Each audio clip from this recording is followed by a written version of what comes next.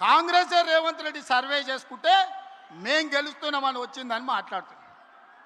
అన్నం తినేటోడు ఎవడన్నా ఎన్నికలు ఎన్నడు ఉంటాయో తెలియకుండా, ఎవడు పోటీ చేస్తాడో తెలియకుండా, ఏ రిజర్వేషన్ ఉంటుందో తెలియకుండా, ఎన్ని సీట్లు పెరుగుతాయో తెలియకుండా, ఎన్నికలలో ఏం చెప్తామో తెలియకుండా ఎన్నికల సర్వేలు చేసి ఎవడు గెలుస్తాడో నిర్ణయిస్తాడంట. జూబ్లీహిల్స్లో గిట్లనే చెప్పిండు, సర్వే చేసినాం గెలుస్తున్నాం, ఇది రెఫరెండం అని. ఏమైంది? జూబ్లీహిల్స్లో బండకేసి కొట్టిండ్రు. ఇగో గీనే నవీన్ యాదవ్ ఉన్నాడు 25,000 ఓట్లతో గెలిచి.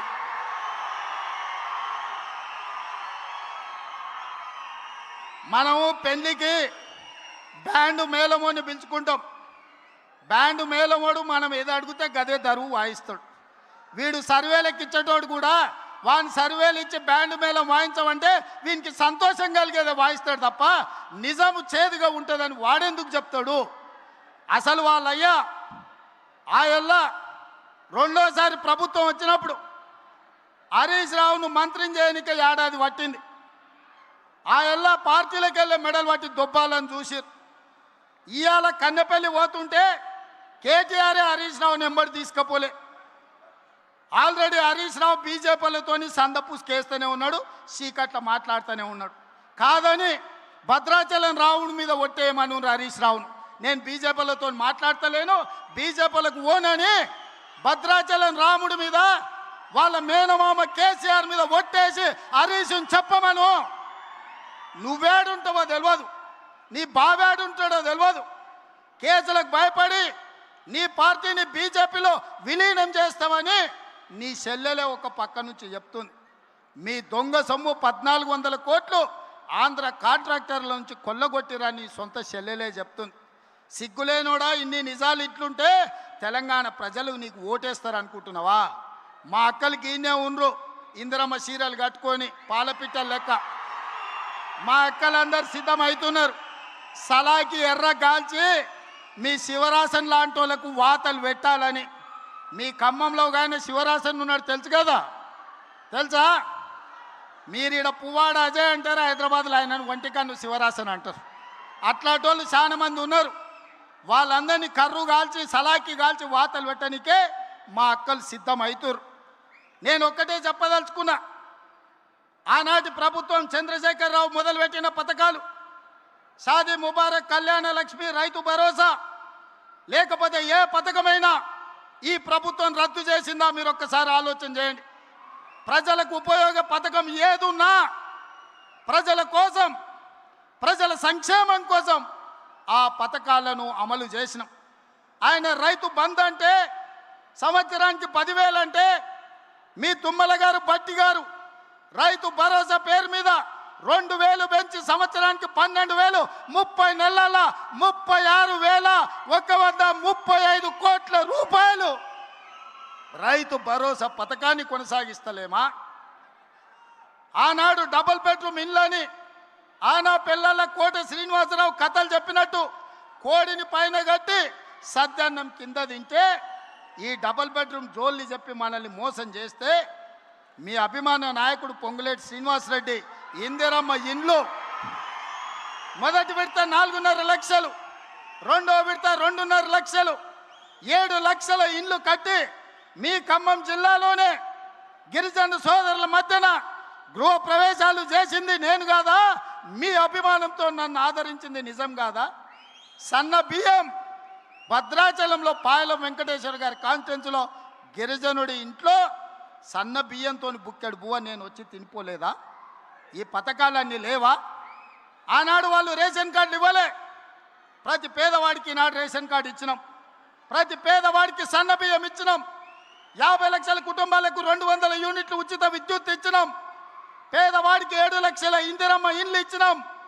పేదవాడికి 20,617 కోట్ల రూపాయలు రైతు రుణమాఫీ 2 లక్షల వరకు చేసినాం. ఆనాడు 1,00,000 రూపాయలు అన్నాడు, 4 విడతలు అన్నాడు, అసలు అన్నాడు, మిత్తి అన్నాడు. చివరికి రైతు చేతిలో అప్పు, రైతు చేతిలో సిప్ప, రైతు తల మీద అప్పు మిగిలిపోయింది. కానీ ఈ ప్రభుత్వం రైతులకు రైతు రుణమాఫీ చేసి చూపించింది. రైతు భరోసా 10,000 ఇస్తే 12,000 ఇచ్చింది. రైతు ఉచిత కరెంటు ఈరోజు మనం ఇచ్చినాం. వడ్ల కొనుగోలులో ఉత్తమ్ కుమార్ రెడ్డి 30 నెలల్లో 80,000 కోట్ల రూపాయలు సివిల్ సప్లైస్ కమిషన్ నుంచి రైతుల కోసం ఖర్చు పెట్టినాం. తెలంగాణ ఉద్యమమే 69 తొలి తెలంగాణ ఉద్యమం, పాల్వంచలో తెలంగాణ ఉద్యమం ఖమ్మం జిల్లాలో పుట్టింది. బంట్రోతు ఉద్యమం కోసం మొదలైన ఉద్యమం తెలంగాణ రాష్ట్రాన్ని సాధించినాం. చంద్రశేఖరరావు మాత్రం నిరుద్యోగుల కళ నెరవేర్చలే. ఈనాడు మొదటి సంవత్సరంలో 67,717 ప్రభుత్వ ఉద్యోగ ఖాళీలు భర్తీలు చేసి ఇంజనీర్లను, డాక్టర్లను, నర్సులను, పోలీసులను వివిధ శాఖల్లో ప్రభుత్వ ఉద్యోగాలు మనం భర్తీ చేసినాం. ఇట్లా చెప్పుకుంటూ వెళ్తే రైతు రుణమాఫీ కావచ్చు, రైతు భరోసా కావచ్చు, రైతు బీమా కావచ్చు, రైతు బోనస్ కావచ్చు, నిరుద్యోగ ఉద్యోగ నియామకాలు కావచ్చు, ఆడబిడ్డలకు 60,000 కోట్ల రూపాయల బ్యాంకు లింకేజ్ కావచ్చు, బతుకమ్మ పేరు మీద ఆడబిడ్డల చీరలలో కూడా కమిషన్లు కొడితే గాడిదల్లారా ఈడనే తగిలబెట్టిరు. మీరు ఇచ్చిన చీరలు పిట్టలను బెదిరించనిక పొలాలకు కట్టిరా అన్నాడు. కానీ ఇవాళ గాడ మా అక్క కనిపిస్తుంది పాలపిట్ట రంగు, కెమెరాకి అక్కడ తిప్పుర్రా.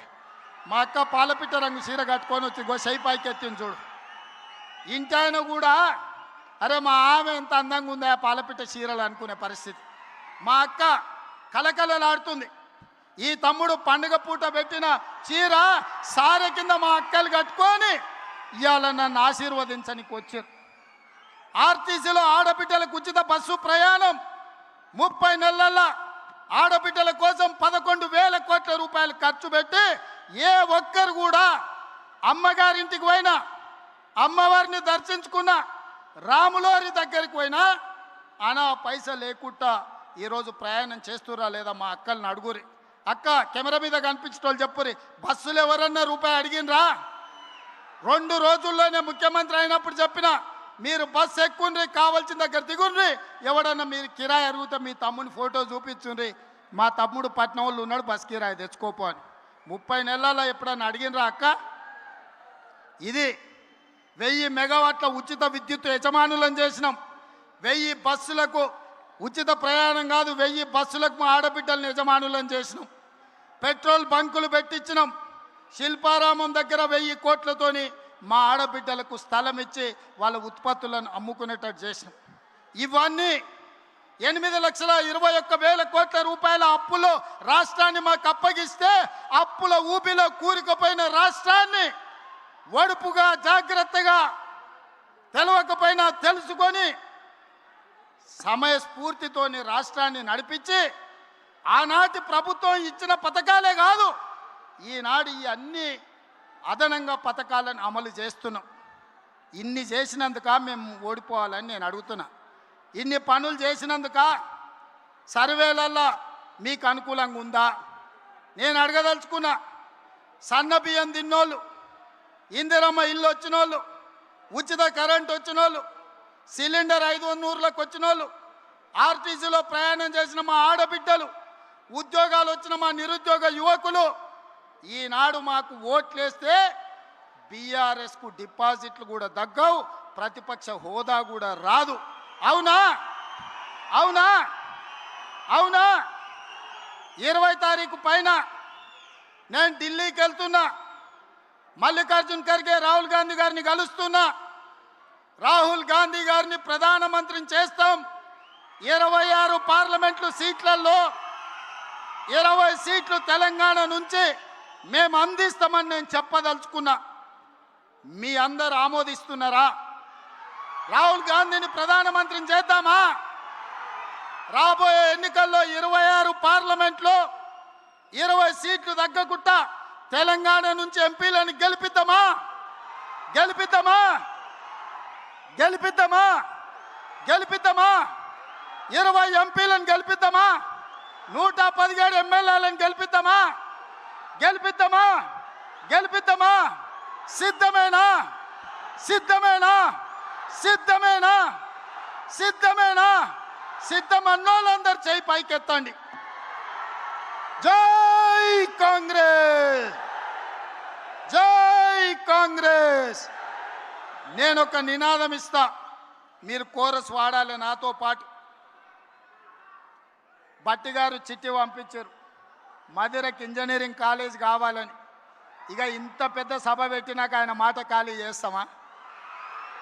ఆయన అడిగింది ఏం లేదు, కాలేజ్ మా పిల్లల చదువుల కోసం, మా దళితుల గిరిజనులు పేదోళ్ళ పిల్లలను ఇంజనీర్లు చేయాలని మా మిత్రుడు తాపత్రయపడుతున్నాడు. ఇంత గొప్ప సభ చేసినాక ఏ నాయకుడైనా కాదంటాడా? అసలే ఆర్థిక మంత్రి ఆయన నల్లద్దాలు పెట్టుకున్నాడు కాబట్టి సరిపోయింది. ఆయన కన్నెర్రగిన చేస్తే బీఆర్ఎస్ భస్మం అయిపోతుంది. సో మా భట్టి గారు అడిగినట్టు మధురకి ఇంజనీరింగ్ కాలేజ్ ఇస్తున్నాం. మీడియా మిత్రులారా ప్రత్యేకంగా రాయండి. చివరగా నా స్లోగన్, నేను ఔరేక్ బార్ అంటే మీరు కాంగ్రెస్ సర్కార్ అనాలి. సరేనా? సరేనా? సరేనా? ఔరేక్ బార్, ఔరేక్ బార్, ఔరేక్ బార్, ఔరేక్ బార్, ఔరేక్ బార్, ఔరేక్ బార్, ఔరేక్ బార్. గో వెనకాల వీళ్ళు అంటలేరు, వీళ్ళని కూడా అనిపించరే. ఔరేక్ బార్, ఔరేక్ బార్. కాంగ్రెస్ సర్కార్, కాంగ్రెస్ సర్కార్, కాంగ్రెస్ సర్కార్. ఔరేక్ బార్, ఔరేక్ బార్, ఔరేక్ బార్. భట్టి గారు మీరు కూడా మా స్లోగన్ల కోరస్లో జాయిన్ గారు. ఔరేక్ బార్, ఔరేక్ బార్. మీ మాటగా రాహుల్ గాంధీ గారిని ప్రధానమంత్రిని చేస్తున్నాం.